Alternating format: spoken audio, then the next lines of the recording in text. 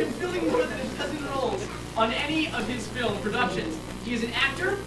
This is a tough one. He is an actor. Where's the script? Actor, stunt coordinator, stuntman, director, writer, cinematographer, editor, and even choreographer. And he's got good taste in temp-track music. You can always find the familiar orchestra stylings of John Williams, James Horner, or David Arnold placed not so subtly to the soundtracks of Mario's films. One of his greatest influences, though, has been Jackie Chan. His entry last year, when he was a junior in high school, some Jackie Chan fans here, maybe some family from Jackie Chan. Maybe someone from the school. His entry last year, Mario's entry last year, when he was a junior in high school, was a hilarious and action-packed cops and robbers drama, complete with outrageous and dangerous bloopers during the end credits. That has since become a staple of his work. This year, he produced no less than 4 different films in time for the Children's Film Festival deadline. I don't think that there is any doubt that he's a talented and certainly prolific and committed filmmaker. In fact, he should be committed. Now that you know so much about him, let me tell you his name. It's Mario Javier Gonzalez.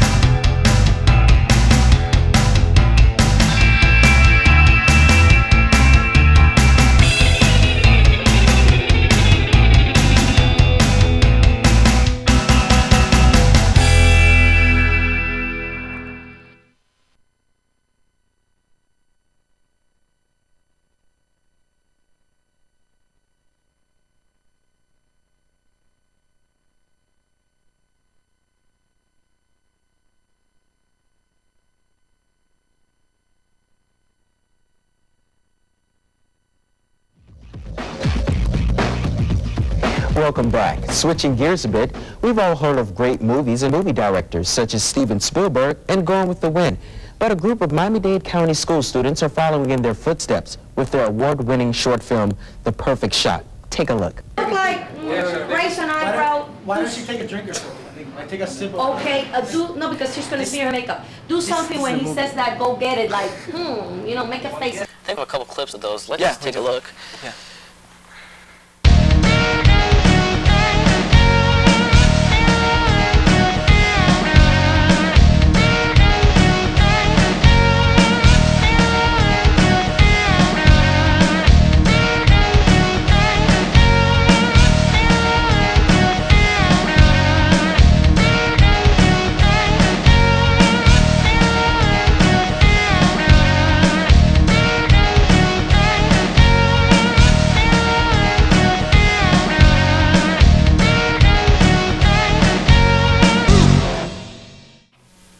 And Mario, basically you were the stunt guy from what I saw in the film. You did a great job. Thank you.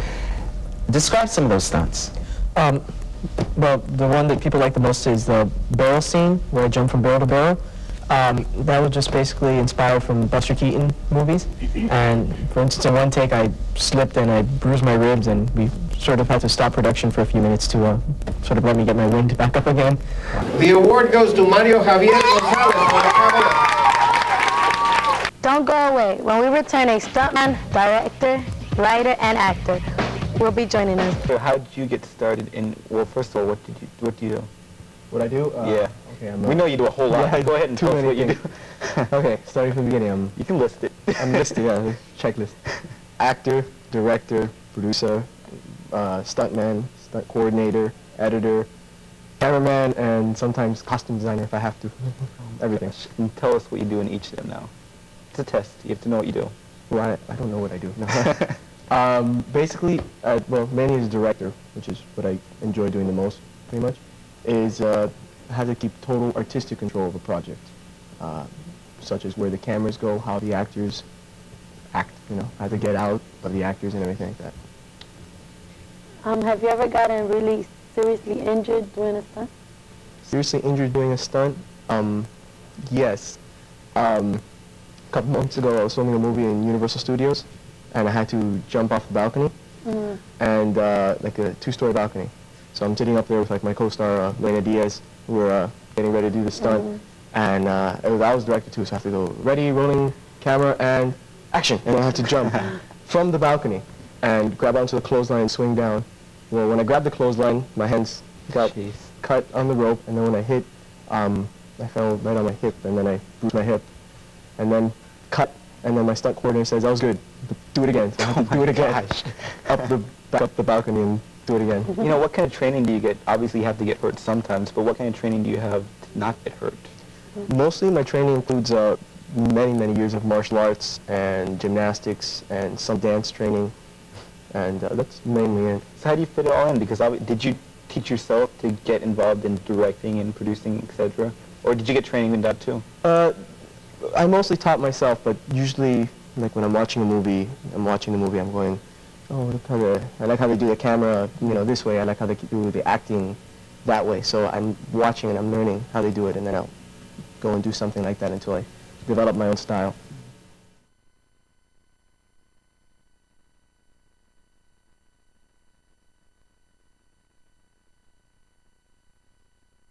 As far as what I do with Mario's group and everything else, that's a whole new experience for me. That's something, this is new territory, that, you know, new ground that I'm stepping on, and it's just like, I feel like, I don't know, a small fish in a big pond or something like that, you know. It's just very new to me, but I'm being welcomed into it with open arms, and people are being very nice to me and very patient and telling me I look good, you know, on camera doing stuff when I see myself and I know I don't. But they're being very supportive, and that's, you know, that's great also, because I'm not being put down or made to feel bad or anything like that, which is something that I'll probably have to deal with in the future when I'm actually doing this professionally. But they're really helping me get a good start on this, and if I do move into doing this, you know, for TV or movies or anything like that, it's them that I have to thank, because, you know, I was only set on doing one thing, and now they've opened my horizons, and that's really great in itself. In my opinion, what makes us anything special is that we don't exactly do what everybody else is doing right now. Everybody else is concentrating on, they pick this topic, and, you know, everyone's sitting down serious and then we're just starting off. No, and they're just like pacing themselves. We go as far as we possibly can go to reach our goal. We never stop. We just keep on going. We don't stop. I think what sets us apart